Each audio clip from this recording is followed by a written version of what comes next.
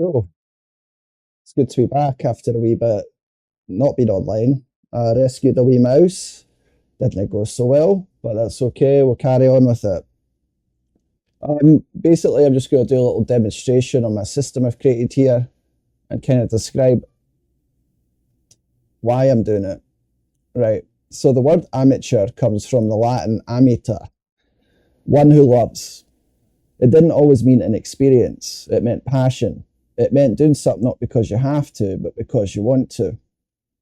I've been coding since I was 12, and I've worked professionally in the industry for the past 15 years.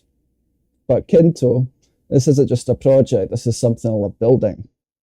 I'm not making this for a paycheck. I'm making this because I believe in it, because I want to push what's possible in online interaction and level up my coding skills. And that's what being a real amateur is all about, loving the craft. All right, so basically I'm just going to do a little demonstration of what we've got going on here. Starts off quite simple. Pull this down. This is a little isometric world composed of tiles and avatars. Now, what's unique about this is these avatars are actually pulled in from YouTube. So people that type into the live chat, their messages get moderated, and if they pass all those filters, they get read out into the stream. And it also creates an avatar up there. This guy right here, that is my pinned chat message right there. So we've seen all this before, right? Like avatar chats, nothing new. Nothing new at all. But what I've actually been working on is making this project more of a stream aid. Let's make sure we're up here. Yep. All right, so it's more of a stream aid. If I click chat up here, it gives me this panel with all these very big, clear and concise buttons that tell you exactly what this is. So I'm going to basically go through each one of these little features, demonstrate it in action, and then I'm going to try to get to bed. And as previously mentioned, live chat is tied all into this as well. Okay, so the first button we have here is the avatar mask. What's cool about that? Well, let me do that on another screen over here. It's an unfinished feature, but I'll go ahead and show it anyway. So if I close this chat window, click on my MacBook over here, share my camera. All right, let's zoom in.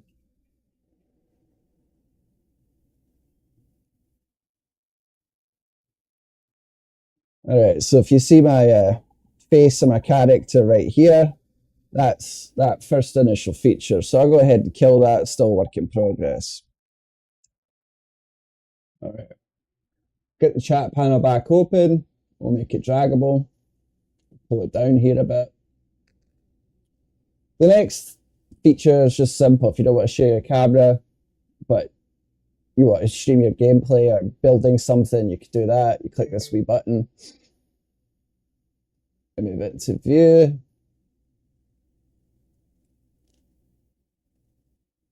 Basically streams the game. And if I do this from my other computer over here, you get to see my perspective on my development computer. Let me scroll up.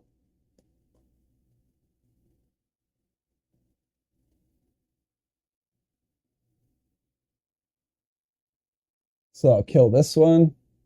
And this is being streamed from another computer just right here. Cool. There's two features down. So I'll go ahead and leave that up for right now. Over here, we have the microphone selector.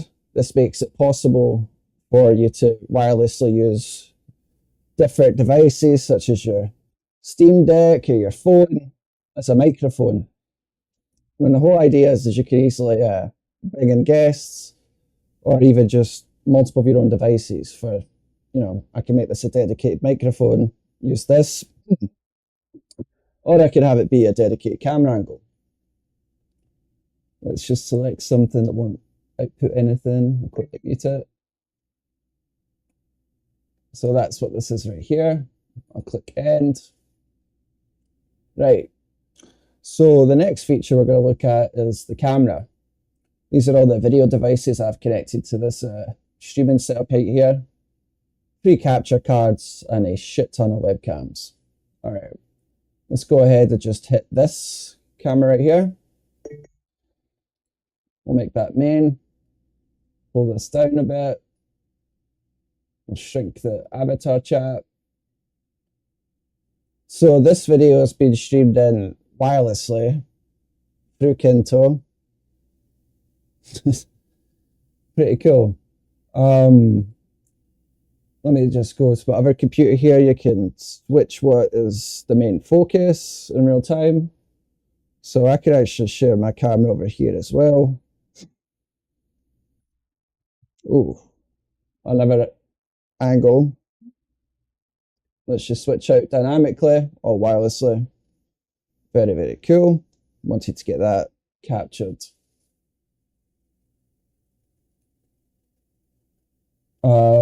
You can hide, you can mute, do whatever you want to do.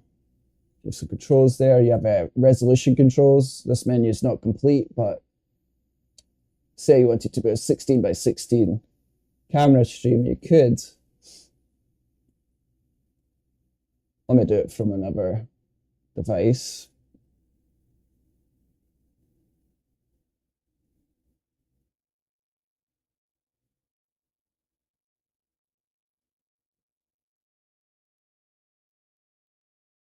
All right. That's not cooperating tonight, but it's okay. Let's switch this back into a popover, pull this out of the way. The next feature, shared desktop. So this is really cool. This lets me stream gameplay from a Steam Deck right into a YouTube stream. Could start it and then drop it off, but I'll just go ahead and start it.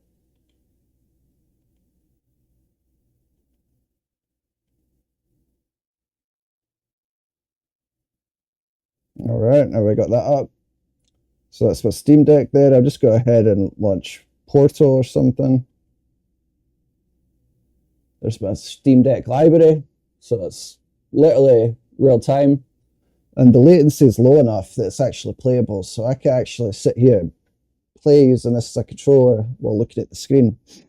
Let me go find Portal. Could do a game of Halo, but this is probably a bad time for that. So we'll just do Portal tonight. Give that a wee second to start up. While it's doing its business, I can also screen share from another device or another computer. So from a streaming computer, I could also click share desktop. And I could select another screen. So let's see what else we got. Let's share OBS instance. No, let's share Visual Studio. So now I'm streaming both from a Steam Deck and my other computer here. So I could switch through this dynamically. I could stack them. If your monitor is desktop and not vertical like mine, you would have a little bit more control. So let's just go with a game. See what the latency looks like.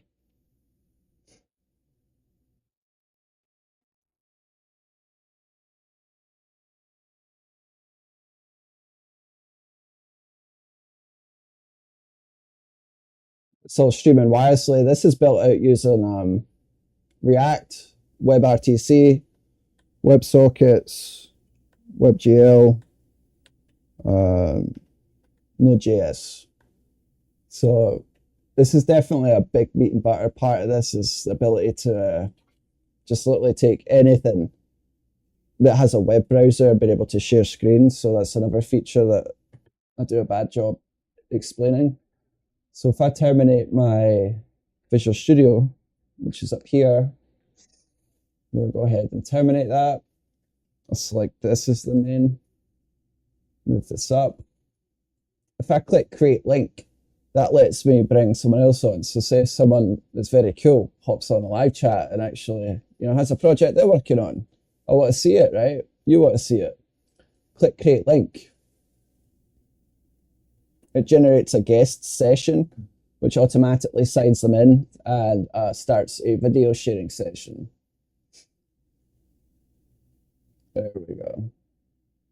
All right, it's not picking that up, but the screen capture isn't grabbing that. But basically, I have a little window here where I can send an email, or I can just copy the link, paste it in Discord, whatever. They come in. They see this exact stream panel up here and have all the same options.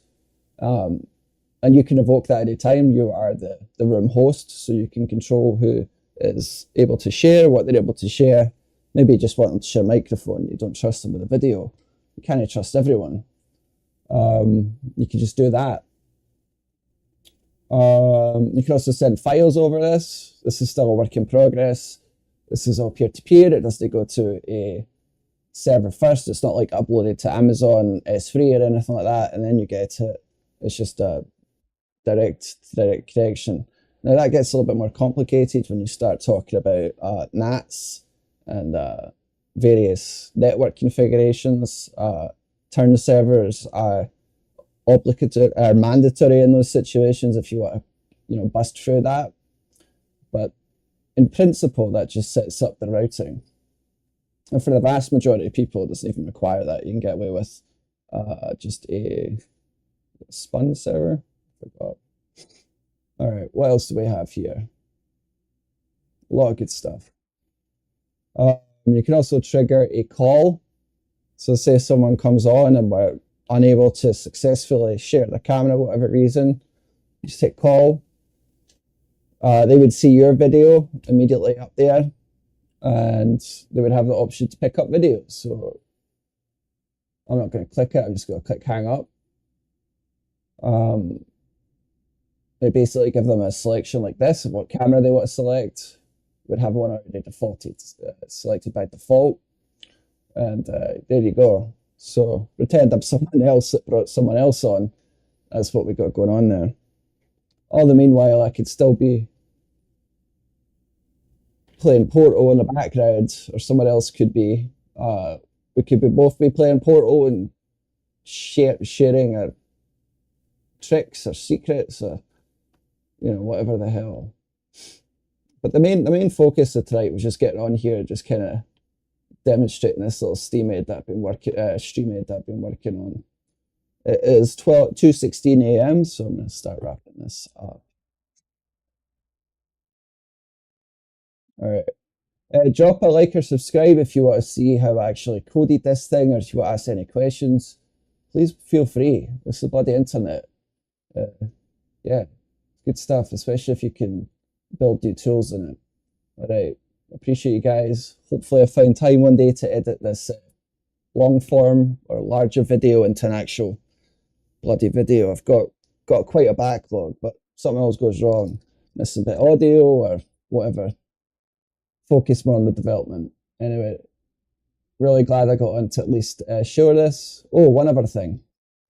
You can select your audio output device without having to use system settings. And just keep in mind, this is all a web browser. This is all in Chrome. You don't have to install anything, although there is native apps and there's a Steam Deck app in the works. Yeah, it's just a web link. No download, no install. That's how I wanted it. I've always kind of believed in the web. Even when I've been forced to do mobile development like I'm doing now, web is the bloody way. You can get kicked off of the stores so easily for nothing, and the amount of time and investment it takes to get up there is remarkable. And it's just becoming more and more as time goes on.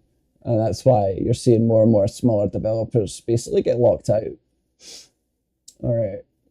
So still streaming the bloody Steam Deck, still working. And what I'll probably do is, Walter, good friend of mine, and he's been involved in the Kindle project for a couple of years now. But basically just promoting it and helping me get the word out. But he's going to be hosting a game night at a Cava bar. We're actually going to live stream that. So he'll have to let me know what games he's going to be planning on doing then. Maybe we'll see if we can do something about that. But yep, audio output lets you control where the audio goes out. You don't have to worry about doing that in your system settings. We'll just try to minimize the effort there. The one feature I haven't got done yet is on camera. I want to add tap to focus like you have on Android or iPhone. The APIs for this and the HTML5 standard basically are pretty primitive, but there is points of interest properties that should let us kind of replicate that a wee bit. So that's what I'm going to be working on exploring. Yeah, you can also full screen. You can use multiple instances of Kinto. So if you're working with OBS, for example, you could be signed into multiple different rooms and have one room to show gameplay, another one to act as like a lobby, another one to act as camera angles. And then it just easily ties into OBS as a video source. All right, and I think that does it tonight. Cheers, guys.